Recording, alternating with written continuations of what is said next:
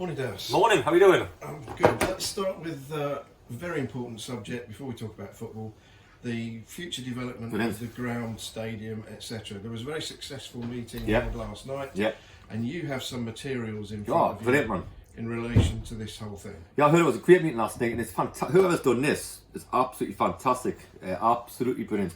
Got everything in there, what we're going to do, the plans, what we're going to do. It's all mapped out, so it's not one of these things what haven't been thought of. Okay, and I like the bit at the start here where it says, why not working? Because why not working? Why can't we not have the best ground in non-league football? Why can't we not have the community hub, which we do believe in? And why not working? Why not make working in a football league? We need to do something like this to do it. Everybody's really worked hard.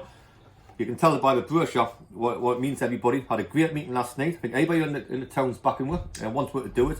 We know the community, what we're trying to do. We know that we want to try to get in the football league. We know that we want to be an up and coming club. So we'll get something like this off the ground. I tell you, that will make past waves. But and the other things we can say, we've got these things here, these cards here, and the proposals. We're getting in the club shop. I'll even keep a couple here in the office if anybody wants to come and knock on my door and have a cup of tea and just go sign them and hand them back in, and we'll get them from there, won't we? Yeah, it's important to stress that you don't have to post it. No, you just fill it in. They'll be available in every conceivable place at the ground, match days and so on. Right. And take some home for all your friends and family. Get them to fill them in. Don't post them. Bring them back to the club. They'll be collected up here, and the club will take them to the council. And it comes to me. Like I'll look to see some of the people and the ideas, and it looks absolutely brilliant. And it's got working more than just a football club, and I believe we are more than just a football club. So it's like I was saying the other day, Josh Casey getting this great award last night, Sports Personality of the Year award. It just shows what the lads are doing as well, because we had a team talk the other day and we went into changing rooms, and there's about 30-40 kids in change rooms with Chris and all the community people, and the lads didn't bat an eyelid. They faced the people, so they're buying into the fact that we don't do a back door. We're buying into the fact that we do want to work for the community, and we're doing it very, very well. We're going around the local schools and charities and helping out. I've got a Santa run on Sunday, so if anybody can sponsor me in my Santa run, that'd be fantastic for the hospice. We do care about the community, but if we could get something like this, we could be the biggest club in non-league football. Yeah, it is a fantastic opportunity, and it's important to stress that it is the only option for us to not just progress, but possibly, arguably, to remain in existence in the current form. So it's hugely important that people not just back it by supporting it in their head. The council needs to know that there are a lot of people behind this and in favour of it. So do what you can. Do what you can. Come support. It's fantastic. Working's been in this league and these leagues for too long. Loads of clubs in the last 20 years that we've overpassed them and all that, And like to see it on here, why not working? Why can't we not be the best ground, the best facilities, the hub of community? So please come to see me up in the office, or see Jen downstairs, or wherever we are. Come and sign the petition here to get we're going. And come and have a look at the plans, because the plans are unbelievable. And it's not like one of these Mickey Mouse things. It's all been properly done, and the club should be very proud of it, to be honest. So I just hope everybody's going to back with. Sure, good. Last thing I want to say about it is that brochure it reflects the revised development proposals following the initial consultation with local residents and so on. And there have been changes made since the first version. For example, and perhaps the most significant stat, is that only 4% of this proposed development is at a height of 10 stories or more, and that is something very specifically that people objected to, that a lot of it was going to be very high. Well, only 4% of it is going to be that high now. I've even got a picture of me in the boardroom bit with my grey hair there, so I'm pleased with that as well. So at least it got me part of the plans as well. Absolutely, good, absolutely. I didn't see Matt Wint on here. Sorry, Matty. Right, let's talk about football then. Come on. Because it's been a great week, hasn't it? Fantastic. The lads have done great, haven't they? Most overachieving team in the country at the minute, I think, for what league we're in and things like that, and all the rest of it. All down to players. We guide them, we try to help them, but it's all down to players. You see what we have done. You see Josh Casey's award last night was all, he'll be the first to admit it, what he's done for the football club's incredible, but what the lads have done. And so, very good. I've got to give it directors and all that praise as well, because we have a bad team, we won for 13 games. We want to find out about you, and you've got to find out about them. I've had good support all around, to be honest, and at least you know what I'm like when we lose a few games and face our first. That's important to know as well. So I think it's quite good. Arguably a very good time to hit form again at Maidenhead, being on the telly. I agree That with won't that. have done any harm. No, not at all. And we said that before kick-off, sure, the nation what we're about, because it's all right us knowing that was a bit of a blip and we're unlucky in some of them draws, you know. But, and it was all right, me thinking it'd be all right. I was a bit concerned about the lads at one stage, but afterwards, it's you know, they've been unbelievable. So always knew we'd get a win. Tough game, more, but we're all tough. Of course. 3-2 reflective of the overall game? Not at all. No, I thought we battered them, to be honest. Yeah. I thought we got good sides down there. Dev's always got a good side. The biggest disappointment in the dressing room afterwards was, yes, great winning the game, but the goals were conceded were awful, you know. So, but I thought the other night was as tight as it come. Two good sides, playing good football and great tackles going in and all of that stuff. I loved it, I did. But the bottom line is, I thought against Dev's team we had better chances and we should have been out the side at half time and we give two sloppy goals away. You've used the phrase two sloppy goals. That's the phrase that was used by Matt Winter, who you sent to stand in for you in an interview with me afterwards. I have to say, not just because he's sitting here, he did really very well in analysing the game. And he's got to do explaining something what because the happened. keepers are letting goals in left, right and centre at the minute. So if he does something for that, that's fantastic. So we'll get him sacked from the goalkeeping job and he can stop being like Martin Taylor, commentating.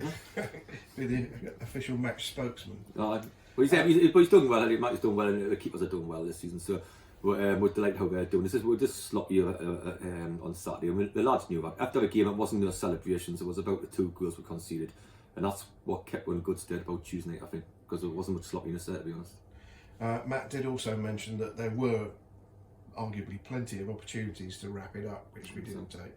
But if you score 3 goals away from home, yeah. you've got to win games. You know what I mean? We've had that a bit. Like now, it's about stopping the goals going in. All this as a forward threat.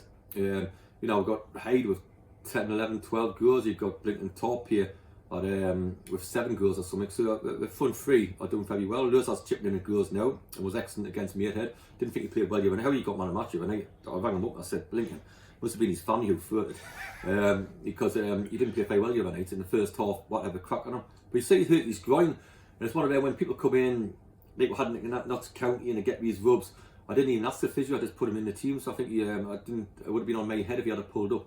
But he didn't, he got through it and he had a moment of magic and crossed the ball and how he headed it. I asked him after the game why he thought he got man of the match, and he said it was for that cross. Right, I'd say he'd done very little else, but he was excellent against me, and excellent. He's our best player.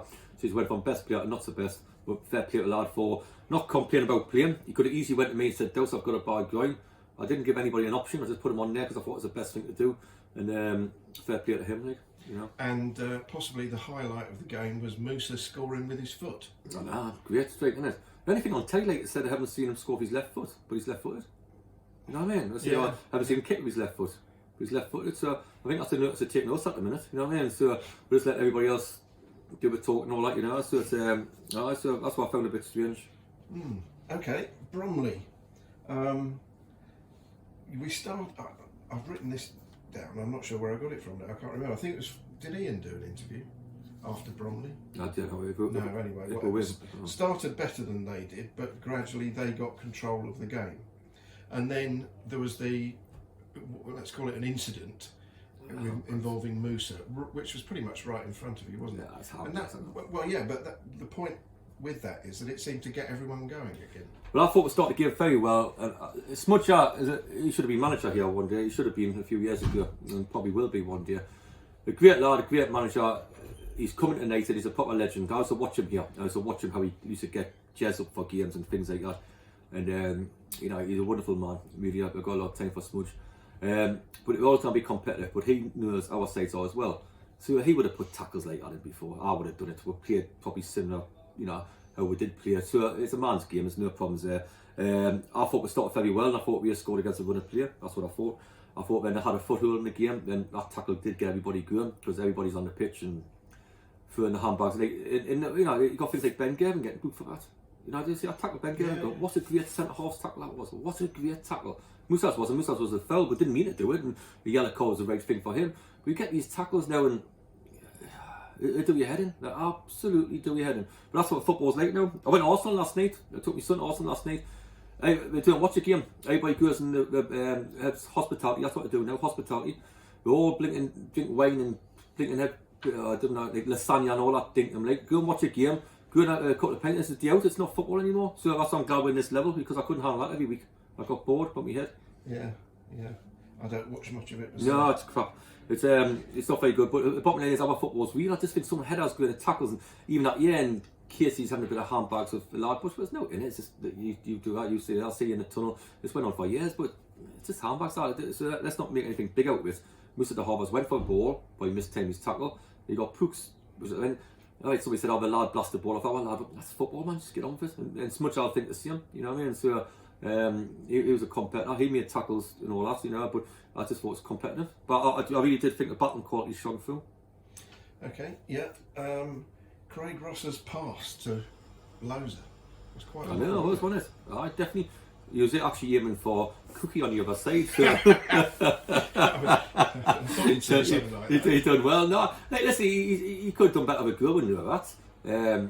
Last week as well, but you know, he's been outstanding. He's been one of the players of the season. So it's no, and that kick was fantastic and got with going in there. So he certainly made up for his mistake. But he'll be fine. He'll be fine tomorrow as well. He's mentally strong. He knows that you know, Sam's out, but Sam's back in 2 weeks' time, so Sam will be pushing him as well. So we know where we are with it. And on that subject, we signed Christian Powlat-Brigg, I believe is the correct way of saying his name. Let's just call him Christian. Christian, yeah, or even Chris, to cover Sam's absence. Yep. But I believe, because Sam Mason was there on Tuesday, I believe Christian was away playing for the RAF. Brilliant. He couldn't get out because it's work for him. So yeah. We're delighted. He's been a breath of fresh air. He's been really good. Matty got him in actually, and he's been really good professional around the place and things like that. But you know, he's doing things for his country and RAF. And I've always said, if I wasn't a football manager, I would like to be in the front line or something like that. The Army or RAF. I would look to fight for my country. I really would. Yeah. But where did you find him? He was playing for you on that 23s, and Matt, you were coaching, weren't you? Matt was coaching, but he was playing for you on that 23s. He come down to training, so he's been training. We quite like the look of the lad. And because Sam was so desperate to get games and all the rest of it, we've got him in. He's played for you on that 23s a few times, done well. And you know, he's coming, he looks the part and all that, you know, so fair play to the lad. I just can't pronounce his second name. Well, that was why I had to stop him when you were coming off the pitch. I'll struggle on Hodges. Mainly because the BT Sport commentator rang me up and said, "How do you say this name?" I didn't know either. So anyway, no, it's done, isn't it? I've got some interesting stats here. I know you're not much of a one for stats, but I love Daya. But Daya's wrote them for you, Daya's wrote them. But I wonder if you're aware of some of these things. These have been put together by someone who styles himself Junction 8 on the internet. Oh, and they were compiled before Tuesday, but I don't think any of them are changed by what happened on Tuesday. So I'm going to quiz you on this. Do what you want. Which player do you think has the highest proportion of percentage of wins in the games they've played in? Rhea. He's only lost one, hasn't he? You have to have played a minimum of. Oh, you didn't know. Oh, you didn't like that one in. Yeah, I got you there, didn't I? Yeah. No, you got in. Yeah.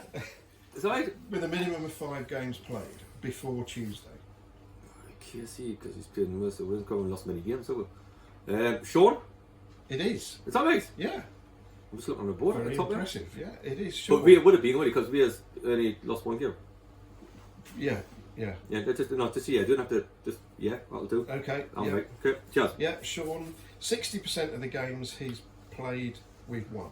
Because the reason I knew he come knocking on my door, really upset with me. Yeah. Really upset. I mailed him because he's travelling an hour and a half to sit there and really have a go at me, you know, there and Dowse this, and then he's coming to the team when we lost, the sort of thing, like, you know. So I made his guts. So there's a difference between the number of games we won and the number of games we've not lost. There is a player who's got a 100% record, 5 appearances or more, for games that we haven't lost. In other words, he's never played in a loss. This one's trickier. Greer. No. Come on, Charlie Wasmer. We haven't lost. Yeah, the one player has a 100% record, and another one has a 91% record. Nathan Collier can't be because we lost against Bromley. Gavin's not Cooks, not Max Clasper. Ben Gering's got an 84% record. He He's third.